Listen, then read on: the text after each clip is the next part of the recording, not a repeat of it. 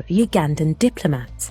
The young woman produced a contract of employment and a certificate of sponsorship, which appeared to suggest that she was employed by the diplomat for the Ugandan embassy in London. So they wanted to understand what his role was. Diplomats have special powers, allowing them to sponsor someone outside the UK. He was entitled to an overseas domestic worker at his diplomatic residence. The suspect, as a student doing her PhD, she didn't have the same privilege. Officers need to prove that she played a major part in drafting the fraudulent contract, bringing the victim into the UK as an unpaid slave. It certainly appeared at that stage that, at the very least, he'd been involved in helping to get her into the country. Whether he knew any more or didn't, we couldn't prove one way or the other, but there were certainly questions he needed to answer.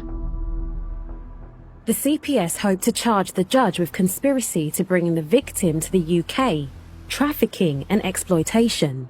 However, the diplomat has immunity.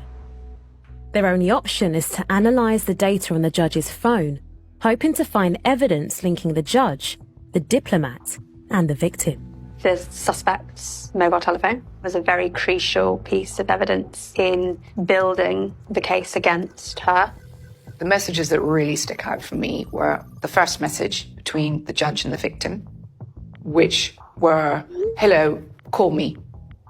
And it was clear in my interpretation that this was the start of the judge recruiting the victim to the UK. As they start to painstakingly review over 2,000 messages, they discover the judge and the diplomat had met at an event for students organised by the Ugandan High Commission. It started to look like the suspect and the diplomat had been working together to create a fraudulent visa application and certificate of sponsorship. The suspect was saying, "Can I have a contract of employment to say she's coming to work for you?" She was expected to be working there as a housekeeper and that she'd be earning, I believe it's either £14,000 or £16,000 a year with holidays, her own room, etc., etc. He had sent an example of an employment contract and the suspect had completed it with the victim's details and sent it back.